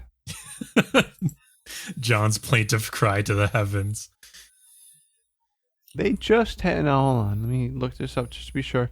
I'm pretty sure they had DLC come out for this game fairly recently. Really? Thought they did. Am I not? Am I thinking of a different game? This is the one. Hang that's on. To be clear, this seems to be in the Americas. Oh. What the? Whoa! What the hell? Oh, sorry. Hang on. Yeah. It's okay. So I do think that the online service and all. Yes. Sorry. All that is true. It is ending. It is ending sales in Americas today. Or, I guess, whenever this was announced. I did actually see an article back in November saying that this was going to happen. So I guess this isn't like a, hey, sorry, your game's done. That's weird because, I mean, they have games like, and I'm pretty sure it's the same people, right? Is it Bandai Namco or something? Yeah, they make a bunch of jump games. Yes, it is Bandai Namco. Yeah, well, I'm saying, though, they have like the Xenoverse series that they are still like straight up just like supporting. Mm-hmm. It's like surprising they're just actually just straight up canceling it. No more playing. It's to the point of taking down the online game, right? servers. Yeah, it's a 3D fighting game with various anime characters from different Shonen Jump properties. Huh. Maybe it just is really not doing that well. It had a very strange reception, and I don't think it is that good of a game. Yeah. All right. Yeah. I mean, this isn't the first one they've done. They've done games like this before in the past. Yeah, they do jump games. More in the future, yeah. Maybe just less Unreal Engine. This is my test of my Unreal Engine. Yeah. Yeah, seeing the kid, because it's a very, not quite realistic, but more leaning towards like realistic style, and like some characters don't look good that way. I don't want to play it Frieza all gross and Unreal Engine. Yeah. Yucky. There you go. Get your Jump Force in now. Better news: It Takes Two has hit 5 million copies sold. Which I thought, honestly, when I saw that, I was like, "What the fuck? 5 million? Just 5 million?" But it's a game where it was made such that you only need one person to buy it to play with two. That's true. And it's also on the Game Pass now. So that is true as well. And I think even when it launched, it was on. Maybe I'm wrong, but I think it was on an EA subscription service, right? Yeah, maybe shortly after it's part launch. of EA. But yeah, good for them. Yeah, I don't remember that one, but yeah, it's awesome. Yeah, no, it's great. It's great. Good for Hazelight. Hopefully assumingly we'll see more, but hopefully just gives them just bigger budget, more freedom, to do something else. Yeah, next they time. gotta have that, right? Because they've gotten great buzz and good sales. Yeah, for sure. And I mean, even was it A Way Out? I mean, A Way Out was solid. Definitely not as good as It Takes Two, but still a fun, unique kind of game. Another developer is like, if they're only getting better, I look forward to it. Yeah. It Takes Two could hit takes a while to make games, but I was going to say It Takes Two could be. You could get DLC for that game and see it really fitting really easily into it. You could.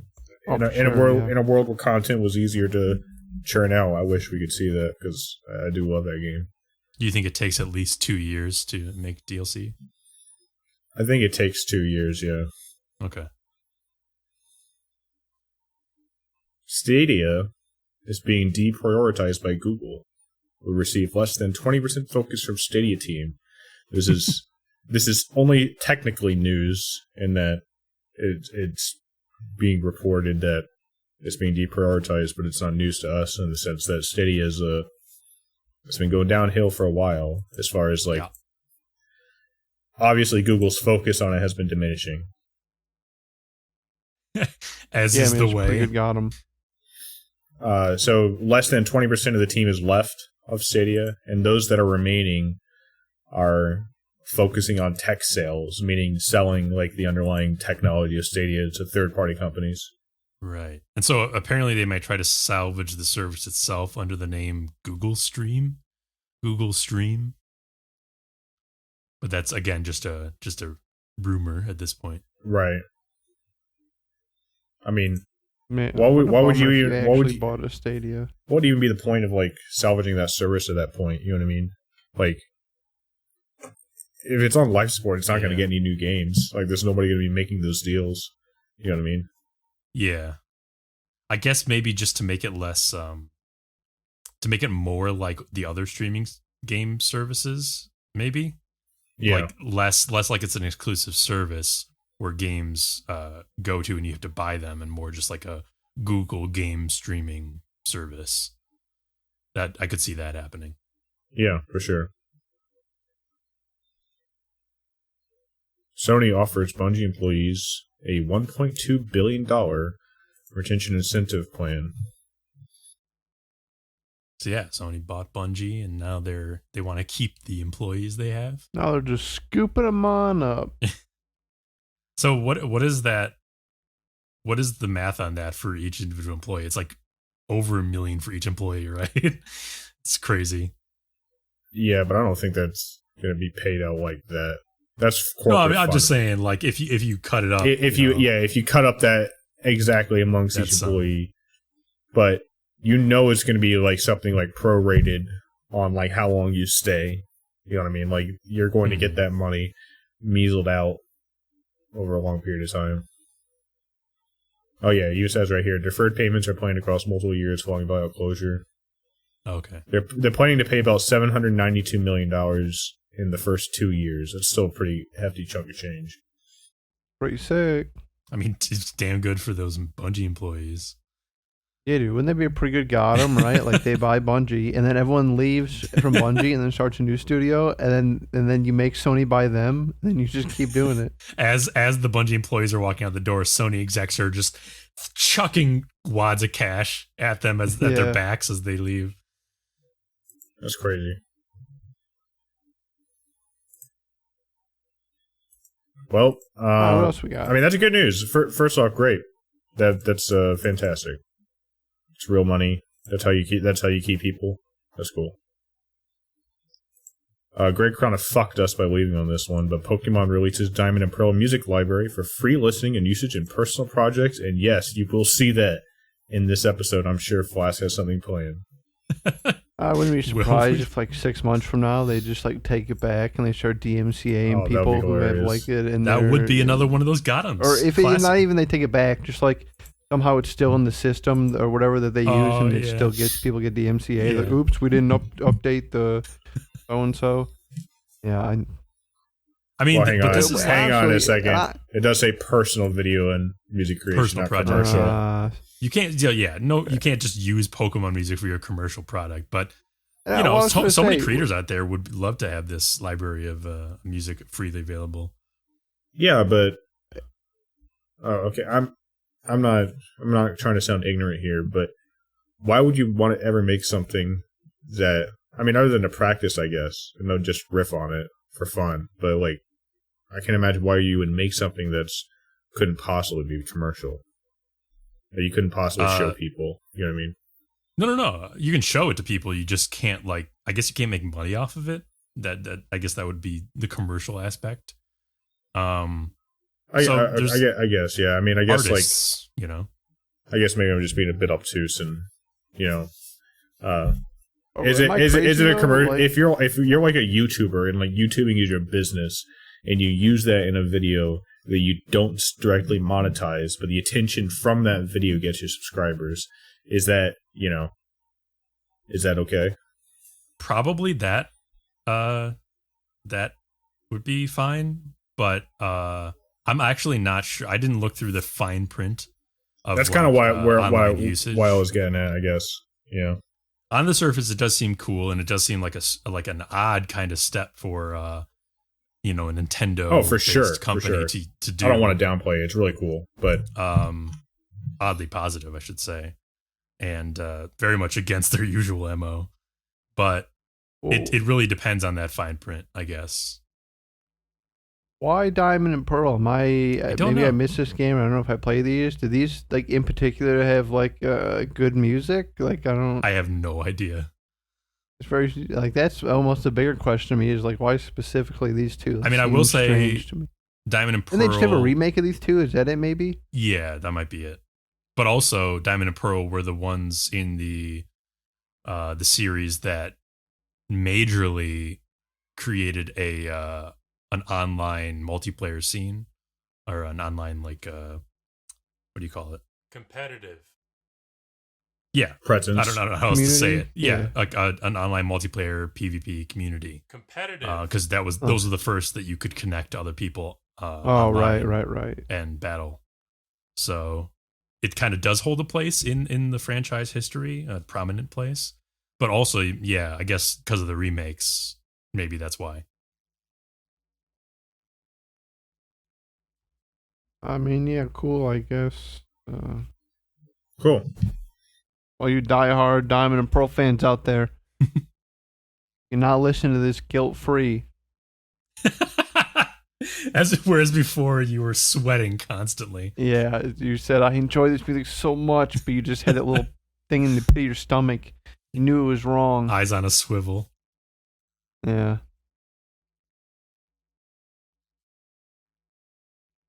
All right, but also I heard that Halo Infinite delays updates about seasonal roadmap, co-op, and Forge. Where'd you hear that?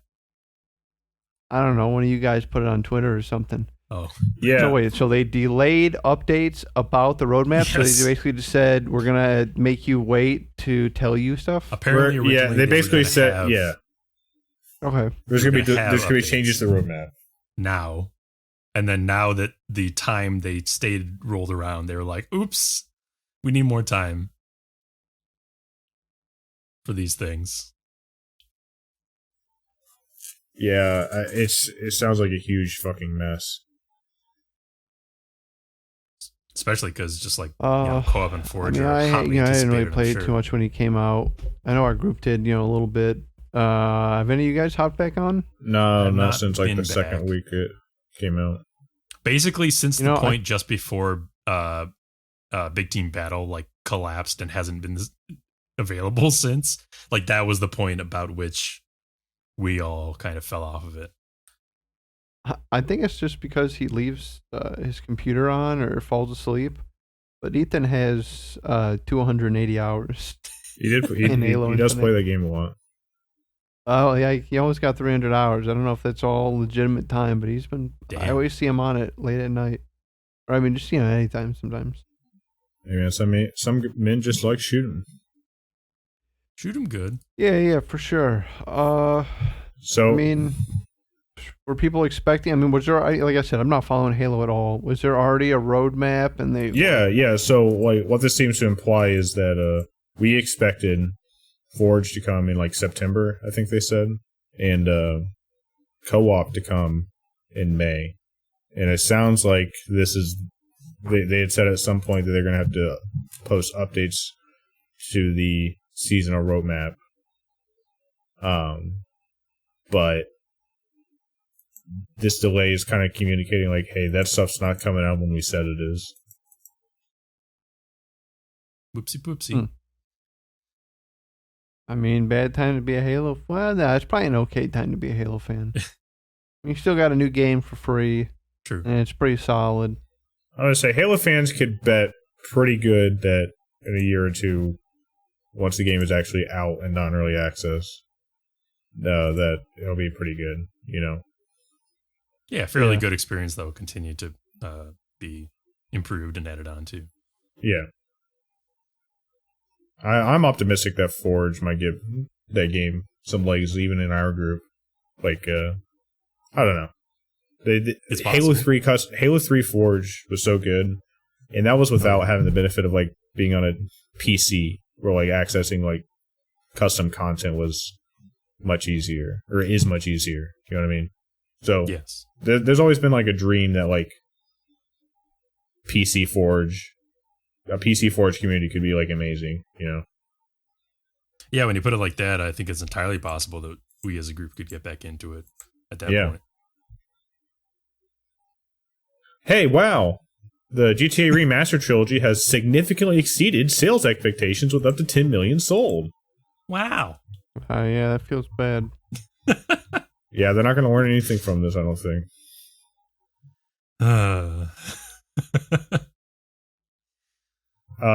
We have some quality issues. We've attempted to address those. We have more have more coming. We feel very good about how the title has performed commercially. I think we're all a little bit disappointed about the quality initially. We're very grateful that most of those issues have been addressed. There's more work to be done. Have the issues been addressed? I haven't even been seeing anything about this game. I thought it was basically dead in the water.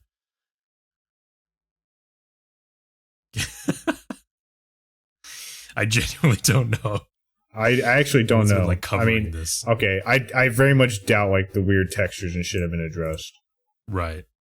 Because you kind of have to unmake the game and then remake it to fix some of those things. But but there was also, you know, like basically there were a slew of technical problems, and I wouldn't be surprised if they have fixed many of the like straight up just crazy bugs. You know what I mean? Sure, but maybe so. The textures and like the stuff that people were actually memeing about, I don't know. Yeah, just the shit presentation overall. That's definitely not going to get fixed. And they don't need to learn anything from it. It's fine. Almost makes me want to just see how Cyberpunk's doing. Hey, wow. Activision made a record $5.1 billion for microtransactions in 2021. Wow. Jeez, OPs. There's so much freaking money, dude. That's so much. How do they Oh, man. Yeah. I guess Microsoft feel good. How many Call of Duty skins? Damn. Well, does microtransactions that include? No, that doesn't include like WoW subscriptions, right? That's like smaller money, but not micro. That's not a microtransaction. That's a subscription. Right. Yeah. Which makes it crazier. Some microtransactions are more than that, though, which is, you know. Yeah. That does make it pretty crazy that that's just from microtransactions. I mean, we've seen this headline like multiple times while we've been doing this podcast. And it's just every time it's just like a soul damaging headline. Absolutely. I was trying to decipher what this in-game net bookings chart was telling me, like what the y-axis meant. Is that just billions of dollars? I don't think that would be a weird way to report that. Report as subscriptions revenue? I don't know. If anybody's going to read a chart, either way, understand it, it's you. A bunch of money. How much did they get bought for again? What was it? 70 billion or something like that? Yeah, 80 billion wasn't? Well, let's look it up. Whatever. They'll make their money back in no time. Is the point I'm really getting at. 68.7. Yeah, you're right. 70 billion. Yeah, with those kind of numbers, easily. Especially once Activision gets the help of like Microsoft supply chain to reduce the costs and everything. Gravy train. Hey, wow. There's a Futurama revival ordered at Hulu with multiple original cast members returning, but not yet confirmed John DiMaggio. Who played Bender for all those. Yeah, and we kind of already went over this a little bit. Bad idea. Even worse if Bender's not in it. Yeah, it literally is. What's the point without Bender, you know? I never watched much of the first revival, but wasn't it kind of like not good already? That revival. Here's the thing. What the first revival was just like the series of movies, right? Like the 4 movies or 3 movies. Oh, was that it? Yes, I think so. I really didn't care for those. I didn't think they were very. I don't know. Okay. And didn't really think they were great. And then they had the second revival, but it was like 2 seasons or 3 seasons. I can't remember what it was. All right. Overall, I didn't think it was that great, but I do think there are select episodes in there that are pretty solid. I think it was very. The ending is pretty good. Yeah, I agree, and I think it was very non-offensive though when it was bad. Like for the most part, I was not cringing. There was, I think, one or two very bad episodes in there, but it's certainly watchable. But who wanted this? I mean, the series ended like you said. It had a pretty good ending. It was a good series finale too. It was like the third series finale the series has had, and they finally nailed it. Yeah, I mean they wrapped it up pretty well with the bow on it. I'm sure they're just gonna meme about the ending and pretend it didn't happen, or someone's gonna bust in and change. I'm sure they'll make a joke about it or something. Yeah, the show that wouldn't die. But yeah, and not looking forward to this one. No, neither am I. And I just hate that. Whatever. The guys behind it seem excited by it, but who wants this, man? Who needed this? Is there still people saying more Futurama? What's enough is enough. That. Overall, that was 7 seasons of a show. Yeah, you know what I mean? That was a good run. With 4 some things you should just movies in enough. it too. And you did say that they said that if they don't get John DiMaggio, that they're just going to recast Bender, which is just crazy. I don't buy any of this though. I mean, this has got to just be straight up contract negotiations. Both John DiMaggio and them are just signaling that it's a money thing. Yeah, I could see that. No, I agree. So yeah, I'm sure we'll talk about this in next year, and after we've all watched it, we're not going to have great things to say about it. Shinji Mikami hopes Resident Evil 4 remake will make the story better, and says he originally wrote it in 3 weeks, which I find entirely unsurprising. Yeah. I mean, it's not like who cared about the Resident Evil 4 story? You know what I mean? There's some memeable moments, and it was certainly not awful, but hey, I like the Resident Evil 4 story, but not because it's any great shakes, not because it's some kind of amazing, masterpiece or anything like that. I just think it's super well balanced in how it handles the camp and the creep, and that sort of level of Resident Evil cheesiness. I think it's great in that regard. And I think there's a reason that why it was so iconic. It's dumb in the best possible way. And it works perfectly for the type of game it is, I think. All right, I think that's fair. No, that's totally fair. I mean, I'm not saying it's bad. I'm just saying it's not. It doesn't surprise me that how it is something that can be written in 3 weeks. Oh no, I get that.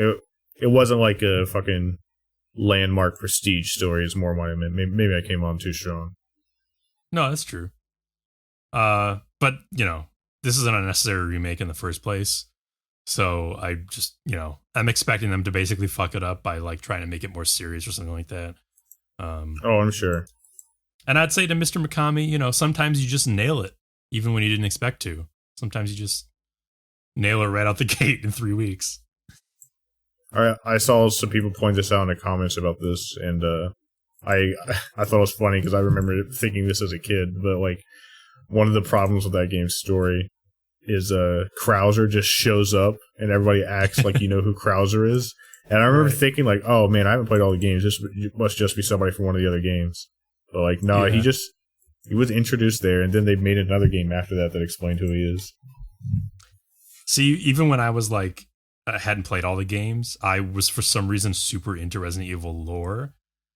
So I knew that Krauser wasn't in the previous games, and I was just this guy's so weird. He's such a weird outlier in that he's just there. Yeah. Just this game.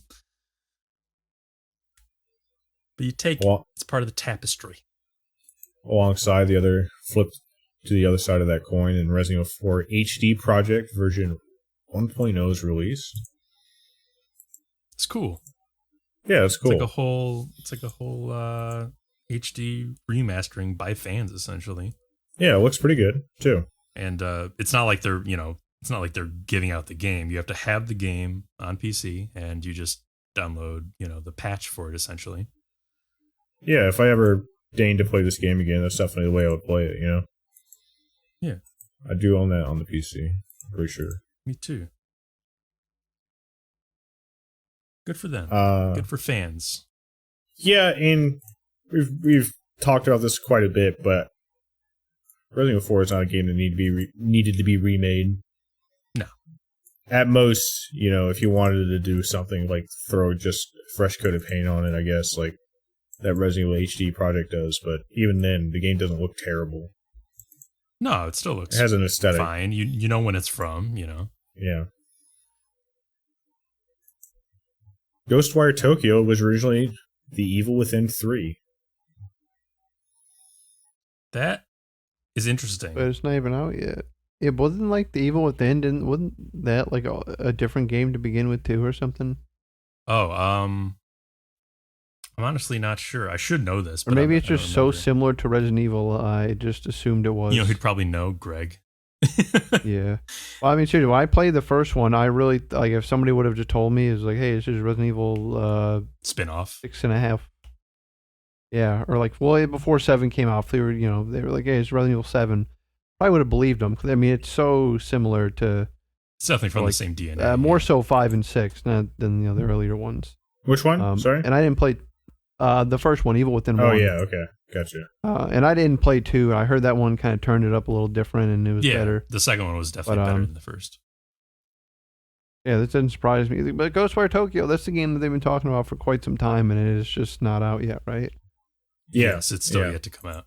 I remember us getting hyped whenever we've seen trailers because it has a cool vibe to it. It does look cool. I don't even know if we know much about this game at all. Well, it's interesting because, like, it's interesting to hear this because this game is first person. It's kind of got that, like, Dark Messiah sort of vibe of, like, doing spells with your hand, like Arx Victalis, Dark Messiah vibe. Yeah. Doing spells with your hands and shooting stuff off and destroying monsters with it. Which is kind of not at all what Evil Within was. So definitely came a long way to a different place than just Evil Within 3. Yeah. Which is cool. You like hearing those stories when, hey, we were making this sequel, but actually we just made something too original. Yeah, like, speaking of Resident Evil 4. Yeah, exactly. Devil May Cry came from Resident Evil 4. Haunted Ground came from Resident Evil 4. Yeah. Yep. And Ghostwire Tokyo is releasing on March 25th. Is that a Sony exclusive, though? I believe it is, yes. PlayStation 5 on the 25th of March. Wait, is it PlayStation 5 exclusive? I believe it is.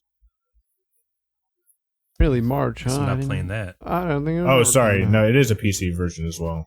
Okay, I was going to say, I would have thought that I would have known if it was a game I wasn't going to be able to play.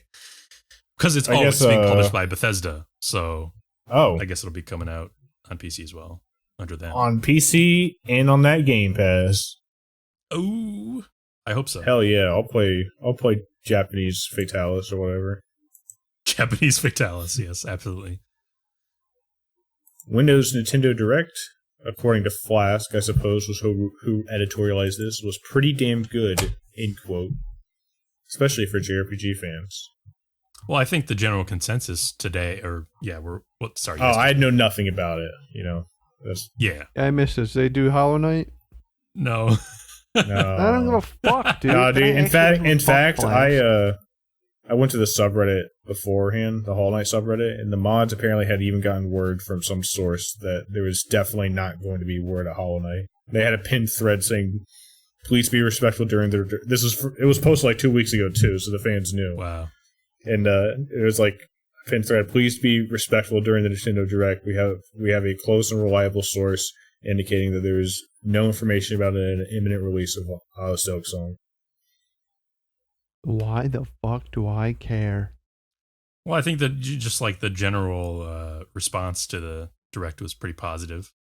And go ahead and name 100 things that were cool. Oh no. Oh shit. Portal 1. That's what I thought. For the Switch. Portal 2. Check and mate, John. For the Switch. Wait, did they actually announce it? Yeah, for the Switch.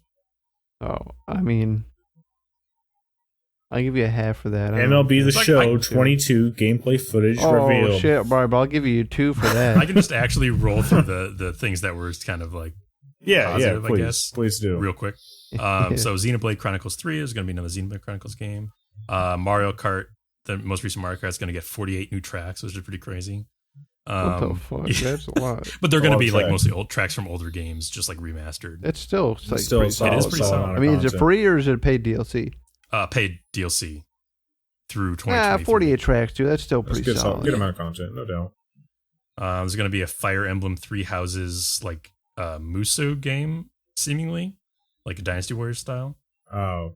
Poop. There's going to be a new Mario Strikers, the soccer game. Chrono Cross is being remastered and released for the Switch, which is people seem to be pretty excited about. I never played Chrono Cross, but a lot of people seem to be like, whoa, never expected that. And it has something called the Radical Dreamers, which is like a thing from the original game, I guess, that was like a text adventure that was never like available really to anybody until now. So cool for Chrono Cross fans who have lived in silence throughout the years. There's going to be a remake of the first 2 Front Mission games, which are those mech tactic games. That's pretty cool. Okay. Going to be a free update to Metroid Dread called Dread Mode, where one hit and you're dead. They should have called it One Hit and You're Dread Mode. They should have called it Metroid Must Die Mode. Oh yeah, good idea. Why didn't they use that? Kirby and the Forgotten Lands has introduced. Real quick, what? I just want to say I've not played that kind of mode in mini games, but I did really like Devil May Cry 3 playing Dante Must Die mode, which had that feature. Okay, so it's a nice feature to have then. Yeah, well, at least, and I think there were 2 difficulties in Devil May Cry that had something like that, and I think the more common one people liked was the one where everything died in one hit, including you. Oh, okay. That sounds pretty fun, actually. Yeah. Kirby and the Forgotten Lands has introduced a new meme mode, according to the internet, where you can just swallow like large objects and use them under their own power, like cars and vending machines and shit, called mouthful mode. It's like Mario. Yeah, like Mario Odyssey, except you're swallowing it and then inhabiting it. Yeah, exactly. That's kind of cool. Yeah, kind of cool, kind of creepy, you know. Yeah, sounds pretty good, Kirby. Earthbound and Earthbound Beginnings will be added to Nintendo Switch Online. And no word on Mother 3. So, Andy, I forget if you explained this topic on the podcast before, but where in this equation is Mother 3? Like, why wouldn't they just translate it or use the fan translation and release it alongside the other 2 here? My guess is because they had already bundled Earthbound and Earthbound Beginnings many years ago as a collection on the GBA, and they've probably just been using that same like project or like package to release this, and they've released this on the Wii and the Wii U before. Okay. So Mother 3 was a separate thing, so it probably just requires, basically any amount of effort at all to do, and I don't know. It's Mother. I've talked about this before. Mother has a very funny history with Nintendo, where like they know that like people love it, but and Reggie is even talked about how he's so tired of like hearing from Mother fans, but like their numbers just say people don't come out in droves and buy Mother games, So I get it. That seems crazy. I guess people just they have the game and they can download the fan patch at this point, or they have been able to for years. So yeah. So as far as I know, that fan patch is like really well done. So, it is. Yeah. As far as I know, it's like it is the standard, and Nintendo has not done anything to them. Certainly not DMCA them or anything. They're certainly aware of it. So yeah, why do that? I guess so. It's still just weird, the absence, especially during the direct itself. It felt like there was and then next game, like not Mother 3. It's crazy to me that like some Mother 3. It's crazy to me that Earthbound Beginnings ever got a English translation patch, like an official English translation with like in package with Earthbound. And Mother 3 has gotten no support because Earthbound Zero is like it's a very charming game for sure. Even on the NES, you see like the charm of the series, but it's not a good game at all. Like it's got that Nintendo original JRPG grind times 1,000. So wait, are Earthbound Beginnings and Earthbound Zero and Mother all the same game? Yes. Okay, I just wasn't sure. I thought that was the case. I'm pretty sure on the GBA cart I referenced earlier, they originally rebranded it as Earthbound Beginnings. Earthbound Zero, I think, was meant to be like the original name of some port of it that never got made, or that never got officially released. And I can't remember if it was fan translated. I'm pretty sure not. I'm pretty sure that it was translated from like a leaked Nintendo or a leaked copy of the game that was officially translated but never released. Huh. Okay. Yeah, it has a storied history, and I remember, and I obviously am still going to remember it, but I can go on, I guess. Yeah, I think you talked about a little bit of that. Maybe when you discussed playing Mother 3 on a previous podcast at some point. At some point, Tomato had wrote a Tomato like being one of the main. Yeah, I think that's the one people reference as the main fan translation, right? He had written a like long biography of Mother's development history and translation history, or I think it was more about the Mother 3 patch, but it explained kind of the context of this game, and that's what I think I was talking about in that podcast episode, that blog post more than anything. But yeah, certainly it's related to this topic. That's cool. But yeah, anyway, so the game Live Alive, I believe it's Live Alive, which is a JRPG that has previously never been released outside Japan. But I've heard that name over the years. I just never knew what it was about or what it was. It sticks in your brain because you're like, is it Live Alive or Live Alive? Or exactly. You don't know. Live Alive. We're gonna know. Live Alive. I always thought it should be Live Alive, right? Because you're like living a life, but you're living alive. But no, apparently it's Live Alive. Because Live Alive. Yeah, it's coming to Switch. Coming to not Japan for the first time ever, and it's gonna be like it's an actual remaster. It looks like, and basically it's like you're playing all these different disparate characters across time and space in different places, living different lives, and apparently they all like intertwine as the story goes along. Sounds cool. I like. And apparently people have, yeah. Apparently people have clamored for it for a long time, so it's nice that it's finally being released. Let's see, is there anything else? I mean, there's a bunch of stuff that's like just coming to Switch, Star Wars The Force Unleashed for some reason. Again, Greg is really boning us on this episode. Oh, super boning. And Vito too. Bone a storm. They'll be docked from their pay. Absolutely. No Man's Sky coming to Switch. Klonoa, the two Klonoa games that were on the PlayStation and PlayStation 2, respectively. This is a family podcast. That's cool. I need to play the Klonoa games at some point. I've heard good things, and I like platformers, of course. Yeah, Assassin's Creed. Yeah, I think that's all the big profile things to mention. Bunch of stuff for Switch, obviously, but overall, pretty fair Nintendo Direct as far as like announcements and releases. Yeah. Like John hinted at earlier, there's no Silk Song, so no Silk Song, so I just really don't give a shit. Oh yeah, you're right. Never mind about all that. Yeah, and you should maybe apologize. Strike it from the record. I'm sorry. I just want to know what's up with Sony. I just want to know what's up with Silksong. I mean, where's Silksong at, man? Where's Silksong at, man? Oh, and finally, Flask, I'm surprised you neglected to include this. Hey, where's it at, man? New details. I actually released. originally had it on here, but I figured you took it off for a reason. Well, yeah, it's not really. What does it stand for? Oh, never mind. I should have just read the link right below it. We got new details released for The Wolf Among Us 2, a Telltale series, along with the first official trailer. At Flask, I imagine you took it off because there's not really much to talk about, which yeah, there's not. Pretty much exactly that, yeah.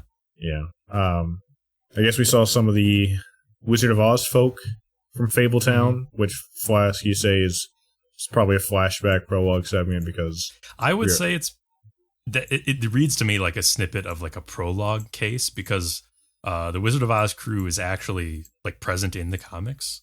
So I doubt they would like explore established characters as a primary plot point when you know it's all backstory to the comics story. I'm willing to bet that we're actually seeing just snippets from like the first 30 minutes of the game, and like the game's going to open up with that, and we're going to cut at some point in the middle of that to him at an anger management session talking about like some fucked up shit you're doing, you know? Very much, I could see that. Because like in the first game, there was even kind of almost a similar thing with, flashing back to the stuff with the huntsman. But yeah, we see Bigby suspended from sheriff duties, and he's attending anger management therapy. The game is slated for release sometime in 2023. Like I said on the Discord, I don't know, man. I mean, it could be good for sure, but like, I think you kind of pointed out it's like maybe just a wild card because it's so different. Like, There's been so much time, and like the team is like a completely different set of people, you know. That game, like, it's good, and I don't want to, like, take down from that, but I wonder if, like, it just stands out more as being really unique among, like, a series of, like, very samey games, and it does explore a cool setting, but maybe it's not a super great game, you know? Yeah, I think No, I think you hit the nail on the head. Yeah. No, go ahead, Fly. I think you're going to say No, I agree, but I think... the least you could say about what they have here, what the potential is that they have a very clearly established aesthetic and like genre and style in that sort of noir 80s. Yeah, there's setting. no doubt about that. And they also basically have carte blanche for any fable not mythological, but any fable characters that aren't necessarily in the comics, set later. So there's potential there. There's room to breathe, I would say, and there's room to like just what you're doing. You're getting into a noir story with Bigby. So, just have fun. Yeah, sure. But we, based on the fact that we really don't have anything from this team yet, we have no idea what it's going to be like. Good or bad? Yeah. I mean, even the first one. I mean, I did play it. I did enjoy the story, but gameplay wise, I mean, it actually offered absolutely nothing new. Compared to The Walking Dead, whatever, season 2. Oh no, episode whatever. It was a Telltale game, yeah. Yeah, and they didn't even try. So like, and I still really enjoyed it. Just in spite of their, maybe whatever. So I think that even if this one is, I don't know, more samey, and I can't imagine after they get all that shit and closed down that they're gonna come out with the same formula. I gotta imagine. Did you miss us? Yeah, I feel like it's gonna be, and this is my call. I feel like it's going to be closer to the Dark Picture games. Interesting. And I could be way off, but that is just my feeling. I feel like that is the maybe, and they're not even all that dissimilar to. I mean, the Telltale games, really, they're just quick time events, and you're watching pictures. But maybe a little less like static in its sort of pacing and construction. Yeah, exactly. That's kind of a good way to put it too. And like, I don't know if this is just spinning on the wrong thread, but like, Dark Pictures, most of the time you're making important choices that kind of feel like more or less like either they're not fully like either you can feel that they're not fully determinate, so like there's always going to be wiggle room, or they're environmental, like they're going to change like maybe some area you're in or like something you see, but like they're not going to like affect your character's life or death.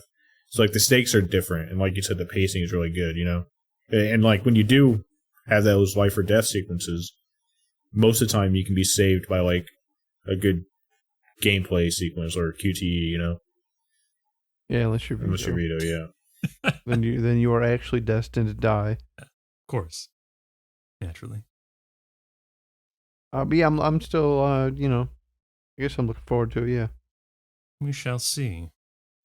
We shall see, and we shall see. Yeah. Everybody later. See you next week. Yeah. Hopefully next week we have. You know what? Fuck it, guys.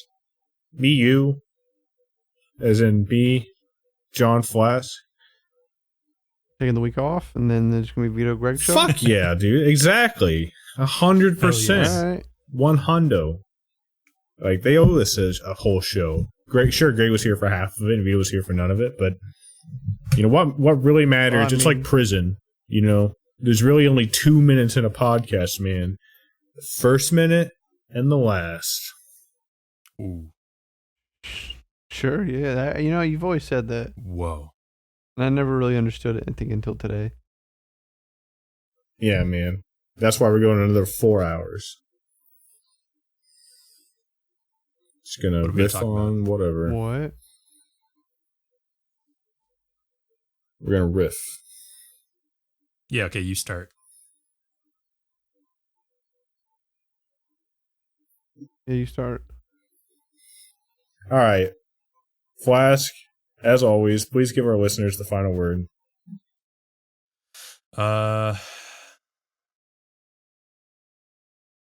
Stadia. Or Stadia. Depending. Stadio. Studio. Stop low. Stadia X. Stop it up. Or Stadia. That's when I don't think people are paying enough attention to Stadia. I prefer Stadia. I prefer. You can't say that on here. Oh, I can say it. No.